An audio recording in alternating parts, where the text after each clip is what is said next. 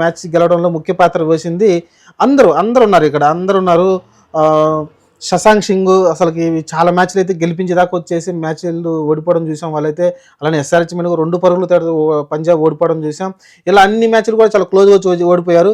కానీ ఇది చాలా హై స్కోర్ గేమ్లో అయితే వాళ్ళైతే చాలా సునాయాసంగా మనం అంటాం కదా బఠానీలు తిన్నట్టయితే మ్యాచ్ని అయితే ముగించేశాడు బేర్స్టో అయితే. బేర్స్టో ఒక పక్కన ఇప్పటి వరకు జరిగిన అన్ని మ్యాచ్ల్లో అసలు ఫెయిల్ అవుతా ఉన్నాడు.